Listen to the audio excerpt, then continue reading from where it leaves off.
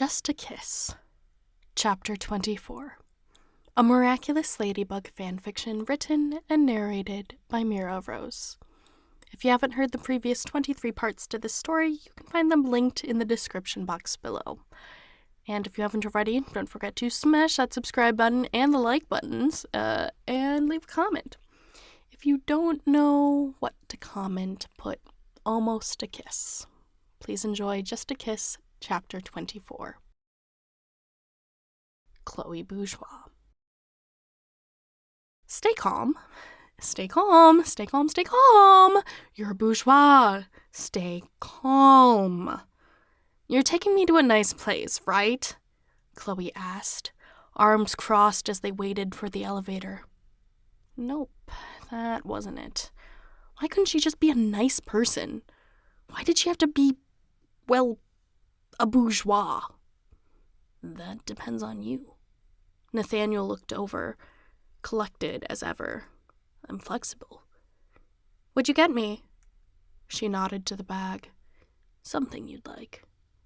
Alia didn't say anything weird to you, did she? He laughed, and the elevator bell dinged.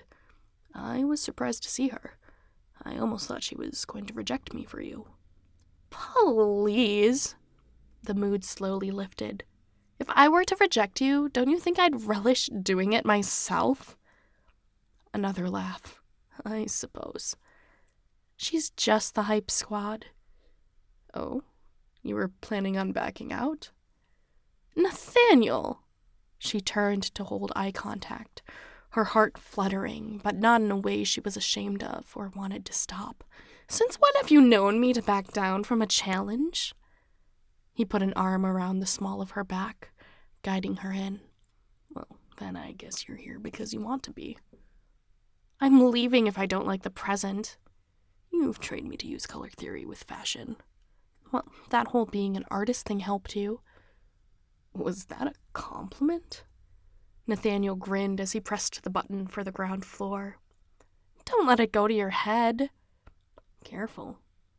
On a day like today, I might even mistake that you like me. Am I not allowed to have what I like? The doors dinged and closed, leaving the two of them in this box of a moving room, her heartbeat in her ears matching his darkening cheeks.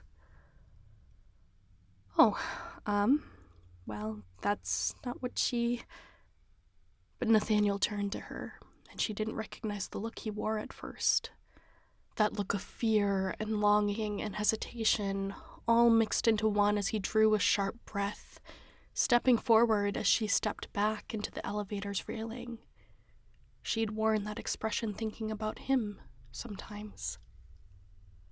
And then, like a daydream, he placed a hand on the wall behind her ear and leaned in, his eyes flicking from hers to her lips as he hovered. Her father needed to make sure the AC system reached the elevators. It was stuffy here. Nathaniel? She whispered, looking up at him. The door beeped, and he slid back as the doors opened, grabbing the gift meant for her. Don't want to be late, do we? He turned his back to her as he spoke, and she wondered what expression he wore. It was a blessing, because then she didn't need to mask her expression. Not that she knew what she looked like right now anyway. That was dangerously close to kissing territory. Maybe this wasn't a fluke after all? This date wasn't just from jests and banter, or because he wanted to thank her for the copyright case she'd taken over? No, she couldn't get her hopes up like that. Sure, she had whatever she wanted, but if that included Nathaniel, wouldn't it be the same faux pas she always had? Another toy for the collection instead of something she never had to dust because of how often she kept it with her? It's raining. She stepped out of the elevator after him and saw as he did through the hotel's glass paneling. Sunny rain, like a moment of passing serendipity. It is. I didn't check the forecast. She could hear the disappointment, likely at himself, in Nathaniel's voice. So we ditch it. Huh? Ditch the date. Oh, if that's what you want. His sentence faded into a mumble. Come on.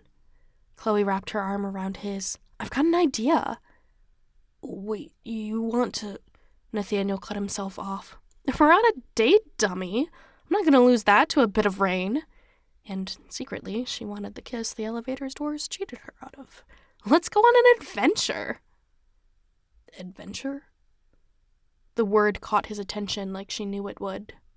This nerd of a book lover, who drew princesses and dukes and knights, was sure to be open to this idea. She knew how to make him fall for her. She was still 7 and 5 and 3 on the inside, with wide grins and scabbed knees and yearning for secret gardens. A childhood untouched by fashion and her mother's narrowing eyes. A time past she dare not remember. Come on, I'll show you. Until now, Sabrina was the only person she'd shown this to. It might not even still be there, as it'd been years, rather more than a decade since she'd gotten her knees dirty from hiding and laughing where the footmen couldn't find her. Chloe, What, worried about ruining that slim-cut button-up? I'll buy you another. Come on, let's go! She tugged on his arm, a part of her screaming to be demure and composed, and the part of her, from long ago, cackled, yelling wildly with excitement at her plan. Date someone you can be a child with, right? Chloe was tired of being a brat. Maybe, just maybe, she could be a kid again, with a new best friend. A friend with ginger hair that would make the fair folk of her imagination raise their eyebrows in her memories. A friend she could love. If only he accepted the whims of a girl she'd buried in secret passages long ago.